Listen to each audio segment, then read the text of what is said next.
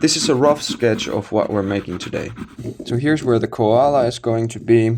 But don't worry, even if you don't have something like this project can be carved from a square block. Just make sure that you're carving it this way, because with a lot of the cuts, it's going to help that we can split this wood along the grain. So the first thing we can do is make this shape.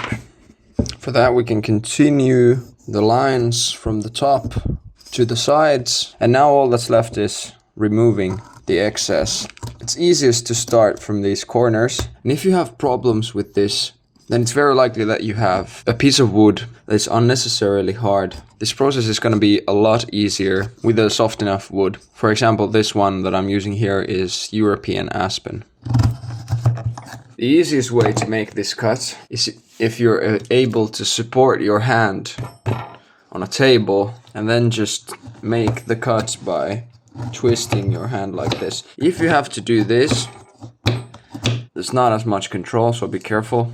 If you have gloves, it's probably a good idea. I lost a little bit of skin by rubbing my hand on the table. Now at this point that we have all of these inside corners carved, the easiest option to get rid of all of these parts is to split the wood from here. If you have a pocket knife like this, don't do it. You can't press it like this. I mean, if it's a locking knife, then sure, but not with this kind of a non-locking knife, because you might snap it onto your fingers. If you don't have anything else, you can just remove the wood like this. It'll come off pretty easily. But what I'm gonna do is use this bigger knife like this, and it goes right through.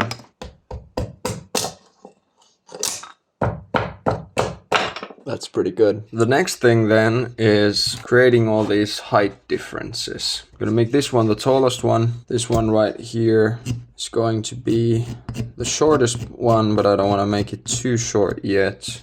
And then this one is somewhere between those. We're also gonna have to take a little bit of wood off of here. And the easiest way to cut these is obviously using a saw. But if you don't have one and you want to do this purely by whittling, that's pretty easy too. You can make stop cuts like these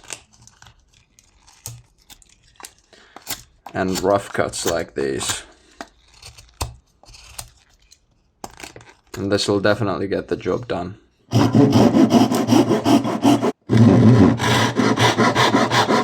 If you use the saw like I did, we could then just do this. Comes right off, very clean. Oh, okay, should have realized that there's a point. If it's very close to the surface, it's fine because you don't have to use a lot of force. But when you have to use a lot of force, then it's probably just gonna cut through the entire thing. But luckily, splitting leaves a very clean finish, so I can just glue this back on and continue. Now the next thing is this top part, and we'll want to take off about as much as this over here, the same height as the second highest branch is going to be. So for that, again, if you have a handsaw, it's much easier to just go through from here until this part. But if you don't have one, this also gets the job done. It's just gonna take a while. So you can make stop cuts like these and get rid of this top part. However, sawing is going to be much faster.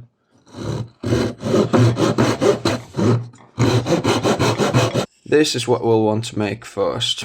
Two different heights of what are going to be these branches, and then the top of the koala is going to be pretty much the same height as the second highest branch, like that. The next step is to create this angle. You can draw on the wood like this, and then just take the extra away.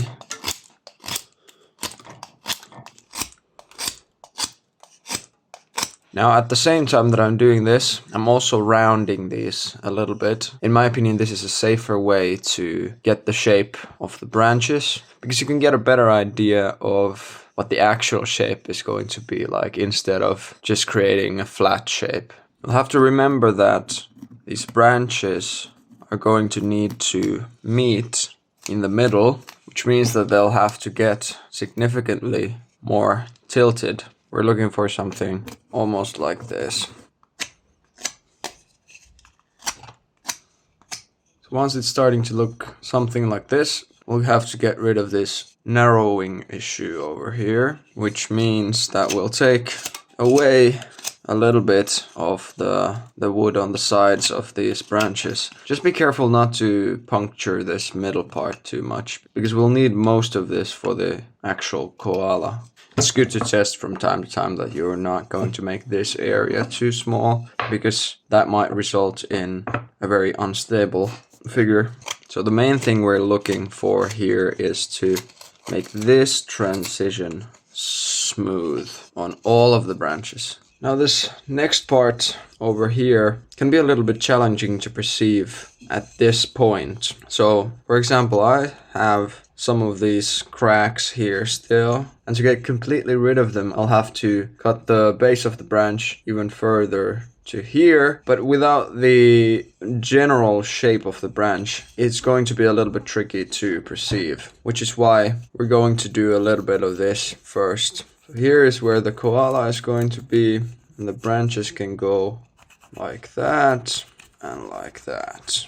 So now we can remove some of this stuff over here. We can use these stop cuts over here to begin making the right angle, but then at some point it makes sense to make more of a sweeping cut like this. Because if you cut this way, you're cutting against the grain and the wood will easily split. So V-cuts like these work well in the beginning, especially if you not only press the blade into the wood, but also kind of slide it like this. To help making these cuts, we can already start rounding these edges too, because very soon from now the basic shape of the koala is going to be kind of like an egg shape. So we're not going to need these sharp edges anyways, and since removing them is going to make some of these cuts a lot easier, it makes sense to do so. So we can separate the branch from the body of the koala from the top also, because it's not going to be attached since the koala is leaning onto this branch. This is kind of a pairing cut, so where you just move the blade by closing your hand with the support of your thumb is one of the easier ways to remove some of the wood from the edges.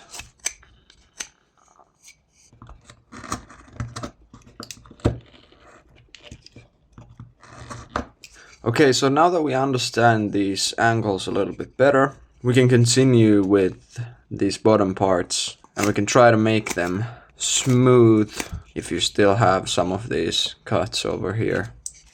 Right here we can already start defining this edge between the koala and the tree a little bit, so that we can leave as much wood over here as possible. Just be careful not to split the wood like this too much, because then you'll just have to make the branch even narrower and narrower all the time.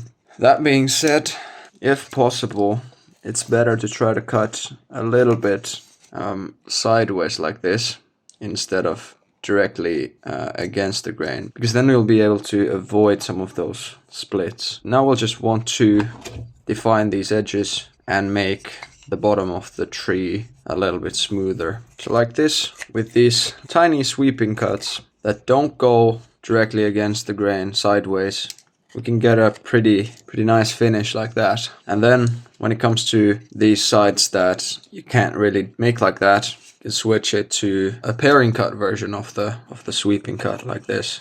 And just be careful, it's better to remove very thin flakes to avoid unnecessary splitting. Nice and slow. We'll do this on all of these sides.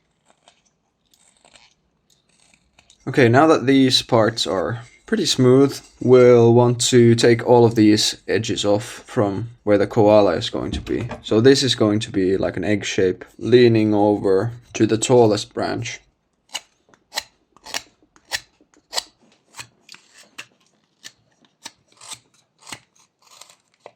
The way we can easily get this bit out of here is not like this, because that'll very easily crack the thing all the way down, which we definitely don't want. But what we can do is just with the tip of the knife, to go a little bit through the thing. Like that. Even better if you have something where you can put the piece for support and make cuts like these.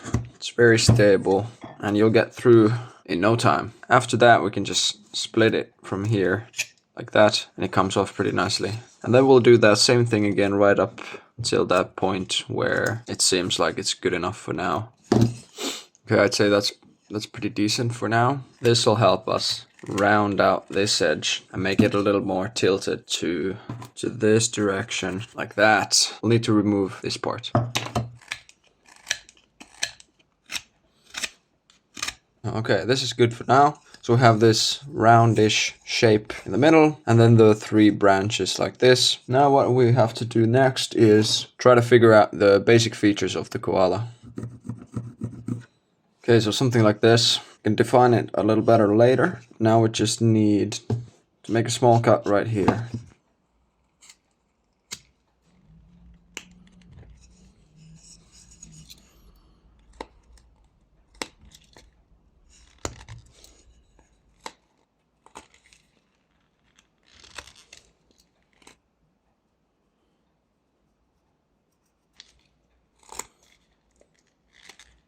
Okay, so the first thing we want to do right here with the face is create this kind of curve, which will be the separation between the face and the ears.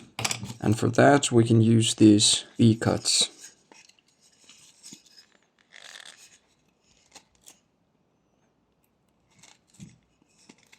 Also, we want to push the forehead back a little bit to create this elongated shape.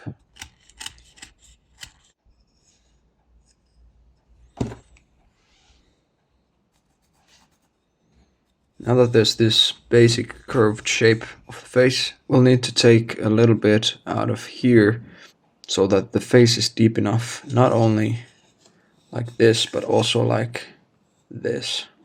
This is very easy to do, just like this. So I'm gonna move this edge here like this. Next, it's time to slim down the head a little bit from back here and then smooth out some of these corners in here to try to make the arm flow a little better and to define back of the neck and the head a little better. Slimming down the neck and defining the back of the ears a little better happens quite easily by coloring the area behind the ears and then just removing it.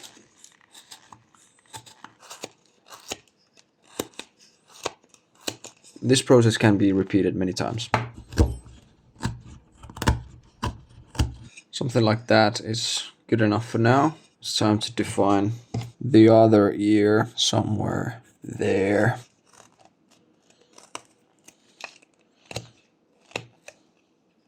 The next thing is to try to align these upper limbs to make some sort of sense. Easier said than done with this positioning, but one thing's for sure, we need to remove a lot of this wood over here.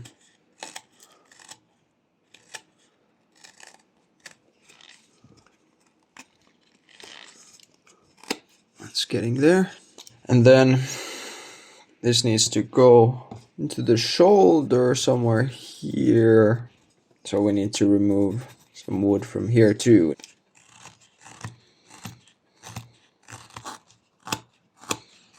It's starting to look pretty good. We need to do the same on the other side.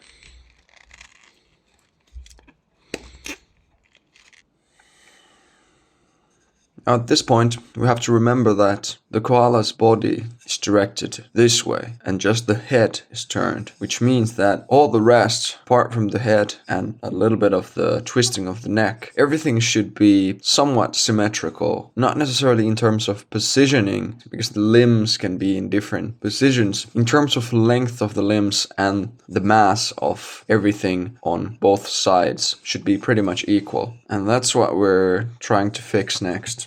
This is a fairly easy step, since you can just look through here and try to match all of these angles. Like I said, that apart from the head and the slight twisting of the neck, things should be pretty symmetrical. I think I'm at a pretty decent point right now. But since the spine is directly on the opposite side of this, and it needs to connect to this neck, we need to have something like this kind of a curve. And if drawing this over here helps you, might be a good idea to do so. Over here, these were the parts that we colored previously already, but there should be this kind of a dent on both sides of the neck, because the koala is not just a ball. The neck does get slimmer compared to the shoulders and the lower parts of the body. So just like we have to make sure that these parts are symmetrical based on mass, it's the same around here on both sides of the spine. So right now I can see that this is a little bit thicker. We can make it a little bit slimmer like that. We'll probably have to make these a little bit slimmer still, but we don't want to define any feature to its final form before having a decent idea of the other ones. Which is why right now we're gonna focus on the lower limbs a little bit. The shape of them is going to be something like this.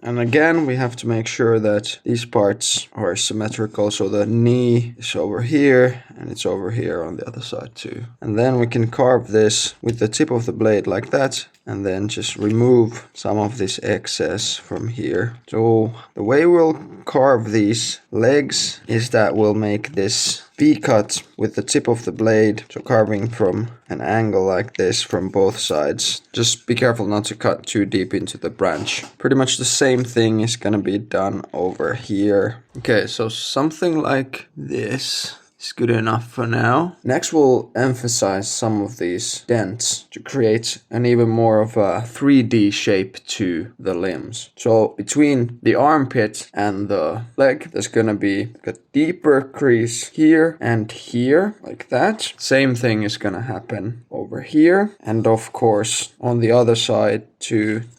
This is a little bit tricky due to this branch, but it's just a matter of making small controlled cuts, trying to find the right angle that isn't too much disturbed by the branch blocking the direction here.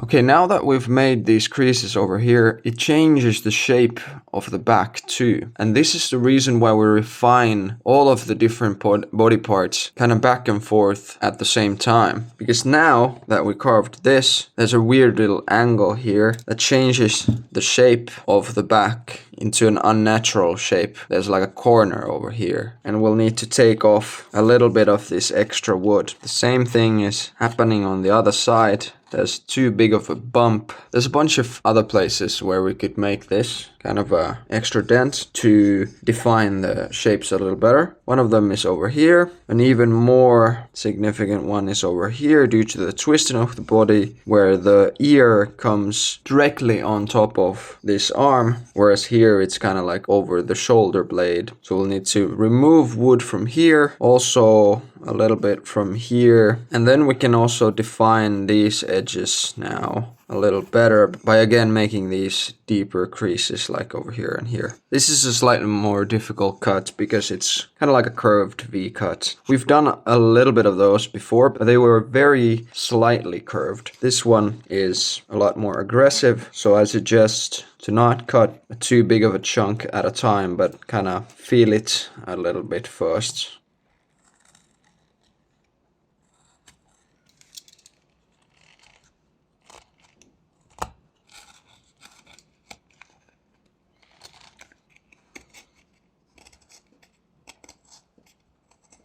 Okay, next up, we need to move these parts a little more inward. So remove wood from here and from here, because these are the glutes of the koala. The leg goes like this. Here's the knee, which means that it'll look more natural if there's a little bit of a dent in here. Now, all we need to do before the more detailed facial features is refine all of these things. So if something looks that it's a little out of place, try to fix that. It's a good idea to look at some images of koalas, like sleeping koalas, and try to figure out all the different dimensions. And now is also a good time to refine the shape of the tree a little bit. Make it look more natural, like over here there's this thicker part. I'm gonna make this side straighter so that I don't end up with too many tight spots in between here. Refining the shapes of these branches is one of the easier parts of this project, since trees have a much wider range of shapes compared to koalas, obviously. I personally am going for this a little straighter arrangement of branches, because I think it'll look more natural. Still need a little bit more of a protruding snout. That can be made like this. Just a few sweeping cuts like that reveal dents for the eyes. Then from over here we can make very similar cuts to reveal the sides of the forehead, and very similarly the cheeks. And then by rounding these shapes a little, we get closer to the final shape. Now this is definitely a part where it helps to look at some reference images. I highly suggest you do that. So at this point forward, before the facial features, this is only just iterating on the different parts of the body that we've already made. I looked at this koala, it looked like the head shape was a little weird, and I noticed there's too much mass over here. It needs to be more like this. This is also what you can do to try to fix proportion issues. Take a look at your figure, and if there's something weird about it, try to find an image where you can clearly see that part of the koala's body, and then make adjustments. Right here I can also see that while this ear is getting very close to finished, this is just a blob. So I can look from above like this and draw the edge of the ear on here so that it will be symmetrical to the other ear from both the back, the top, and also from the front. Also, now that the ear moved, the back of the head is very asymmetrical. We'll need to remove stuff from here and try to make this part a little bit smoother. Just a little note of one detail here. If you've done like I have, so that here on this side is this right paw, but here on this side, the left paw remains right behind this branch. That means that the armpit on this side should be slightly more back compared to the other side, which is what I've done over here. If you have not done this and both of the shoulders have the same distance to this branch, then it means that this limb is a little bit longer. That's a little thing that can be fixed. If you still haven't, you can just move the crease of this armpit a little bit more forward. Okay, now it's time to carve the outline of the snout. And that we can do just like this. Just a bunch of very small and careful cuts all the way around the nose.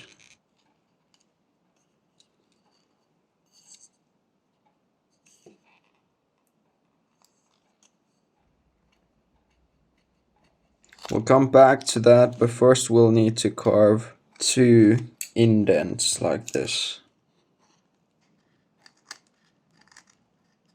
Okay, now that we have the basic features of the face, we can try to smoothen a lot of these places before we carve the eyes. Something that you can try to do with the nose is that the nose curves in and stops where the fur begins. It's not a very sharp turn like on the bottom here. Goes smoothly. What I'm doing here is just carving this stub of a branch into a little bit more of a natural shape, but also cleaning up the rough end that the saw left.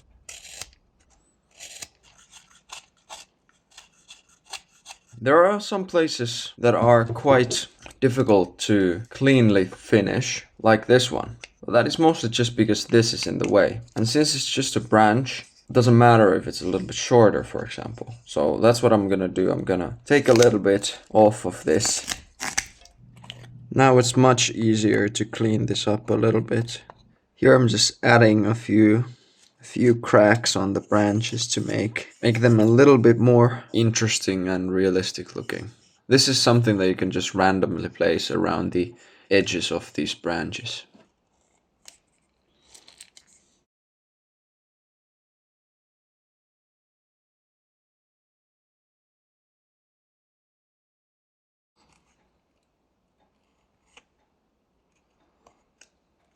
Okay, now for the final touch, the eyes. So it's best to mark them first. We're making these lines like this, and then it's just a tiny V cut.